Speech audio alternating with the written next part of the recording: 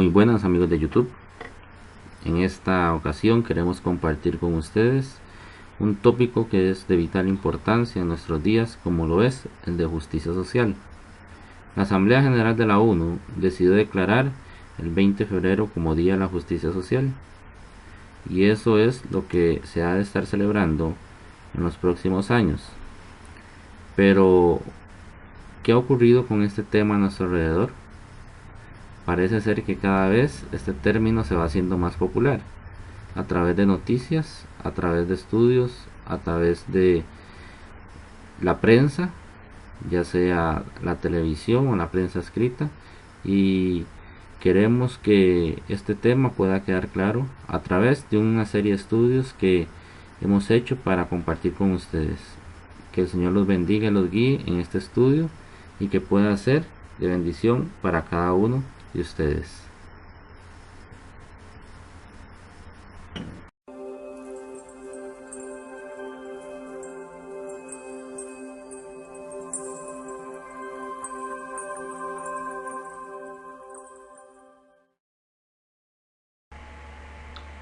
Hola a todos. En esta hora vamos a hablar un poco de la justicia social versus la justificación por la fe. Quisiera dejarles este texto en mente para que lo meditemos. Declara la palabra de Dios en el libro 1 de Juan capítulo 4 y el versículo 2. En esto conoced el Espíritu de Dios. Todo espíritu que confiesa que Jesucristo ha venido en carne es el de Dios. Pero todo espíritu que no confiesa que Jesucristo ha venido en carne no es de Dios. Es más, este es el espíritu del anticristo, el cual vosotros habéis oído que viene y que ahora ya está en el mundo. De estos dos textos se desprende lo siguiente. La doctrina del anticristo es básicamente que Jesús no ha venido en carne. Y vamos a ver cuán cierto es esto. Romanos capítulo 8 y el versículo 3 declara que lo que era imposible para la ley, por cuanto era débil por la carne, o mejor dicho, la naturaleza humana caída, Dios enviando a su Hijo en semejanza de nuestra carne, es decir, en semejanza de carne de pecado, y a causa del pecado condenó el pecado en la carne.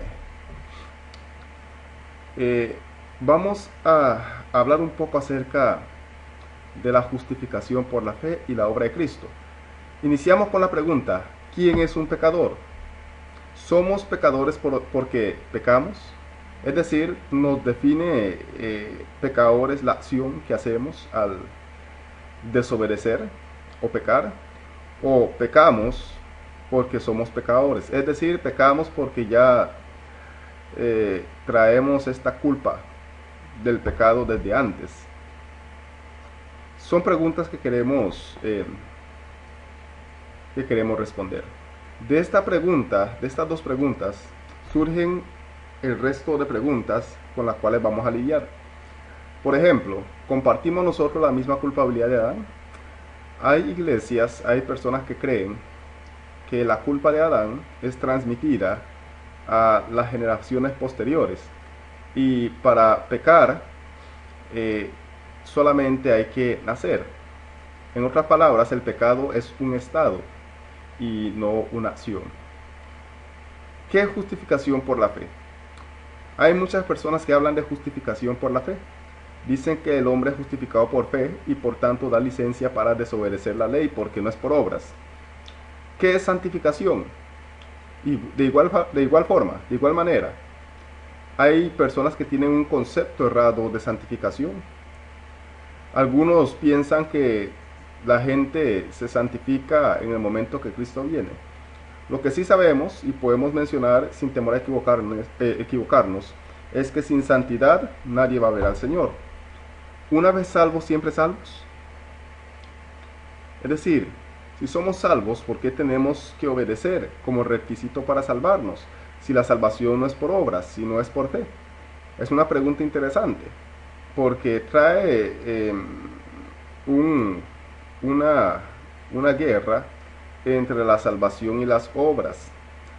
Las personas que creen que son salvos por fe, creen que las obras no tienen ningún valor, no hay que enfatizarlas y no es importante la obediencia que, que llaman o que se conoce como las obras de la ley. ¿Qué es Jesucristo? Es nuestro sustituto, es decir, es la persona que se puso en lugar nuestro para morir por nosotros, o es nuestro ejemplo. Es decir, la persona la cual tenemos que imitar. Por último, ¿qué es la gracia? ¿Qué cosa es la gracia? También hay algunos detalles de los temas que vamos a tocar en este seminario. Por ejemplo, ¿es la justificación por la fe el último mensaje para este tiempo? ¿O hay algún otro mensaje que debe predicarse? ¿De qué se trata este asunto de la justificación por la fe? Veremos una forma distinta de analizar las cosas, especialmente este tema. ¿Por qué Jesús no vino en 1888? En el año 1888 hubo un congreso de la fe adventista en Minneapolis y el tema precisamente era justificación por la fe. Los pioneros, especialmente la hermana White, creía que Jesús iba a venir en su tiempo. Faltaba un mensaje que dar. ¿Por qué Jesús no vino? ¿Qué ha pasado con este mensaje de justificación por la fe? ¿La iglesia tiene el mensaje correcto? ¿El mensaje de justificación por la fe? ¿O ha sido cambiado? ¿Qué relación tiene la justificación por la fe con el mensaje del anticristo? Al inicio leímos que todo aquel que no confiesa que Jesucristo ha venido en carne, este es el espíritu del anticristo. Y por último, ¿quiénes son los santos? Iniciemos definiendo qué es pecado. Algunas personas creen que el pecado es un acto, otros creen que es un estado. ¿Qué es el pecado? Un estado, un acto. Hay algunos libros de la Biblia que nos dan algunas ideas de pecado, y de aquí se han tomado algunas ideas que el hombre ha utilizado para construir su propia ideología. Salmo 51:5 declara el salmista: he aquí en maldad he sido formado y en pecado me concibió mi madre. Algunos toman este texto y declaran que como David fue concebido en pecado, entonces ya David o la persona es pecadora con solamente nacer. Pero ¿será eso lo que dice el texto? Romanos 5:12 declara: por tanto, como el pecado entró en el mundo por un hombre, y por el pecado todos los hombres, así la muerte pasó a todos los hombres, por cuanto todos pecaron. De este texto podemos entender que por un hombre, es decir, Adán, entró el pecado en el mundo, y por el pecado entró la muerte. Así pues, pasó a todos los hombres. ¿Qué cosa? La muerte. Dice: por cuanto todos pecaron. El versículo 14 explica: no obstante, reinó la muerte desde Adán hasta Moisés. Entonces, por causa de Adán, entró en el mundo el pecado y la muerte. Pero noten esta parte: aún en los que no pecaron, a la manera de la transgresión de Adán. Las personas que no pecaron, como Adán pecó, a pesar de que ellos no pecaron, ellos heredaron la muerte. ¿Ok? La muerte por causa del pecado de Adán, la cual es figura del que había de venir. Entonces, aquí nos damos cuenta que el hombre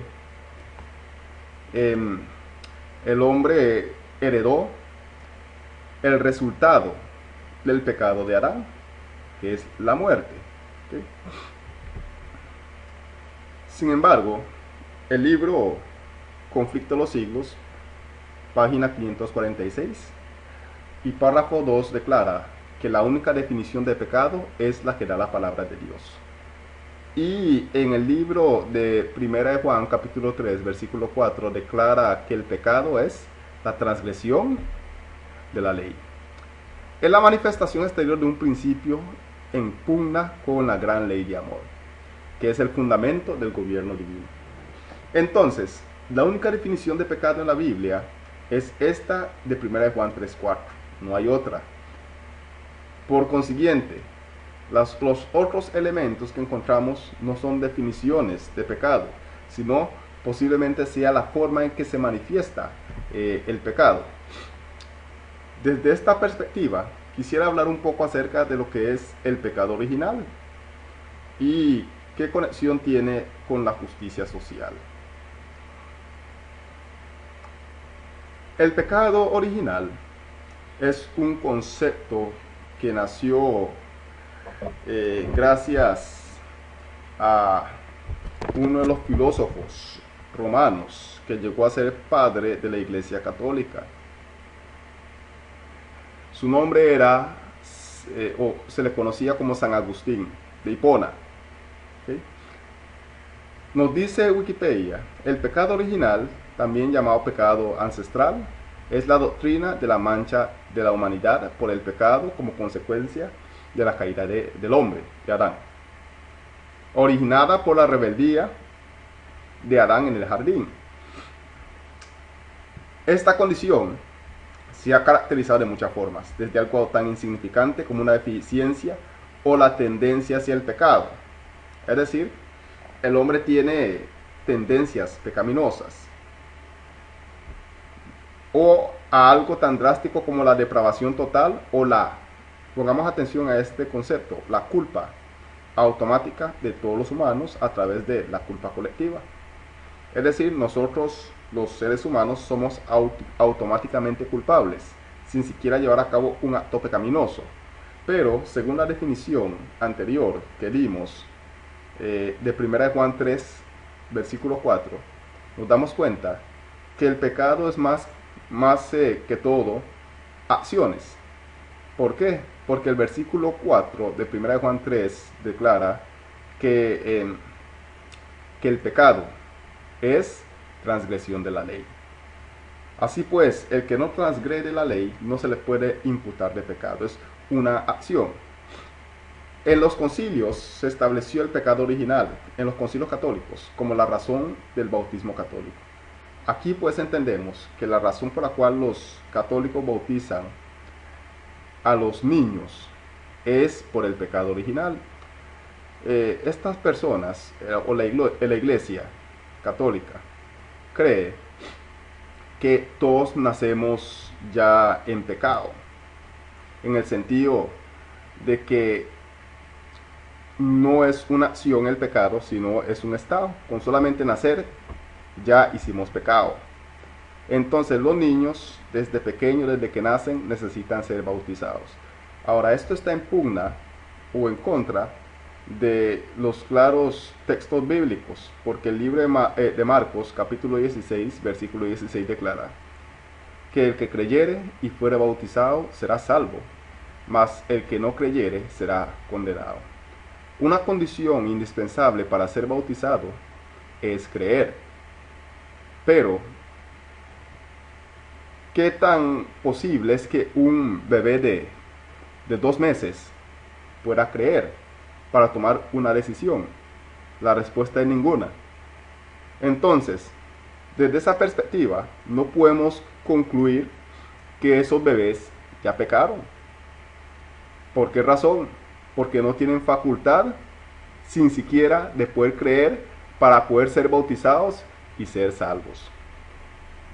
Dice, ya que éste liberaría al bautizado de las culpas del género humano, de acuerdo con una interpretación de 1 Corintios 15, 21, que contrapone el pecado de Adán con la pasión de Jesucristo.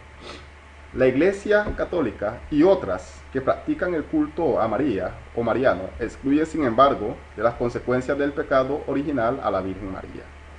Entonces, la Iglesia cree que todo niño nace automáticamente con pecado. El primer pecado que hicieron fue nacer.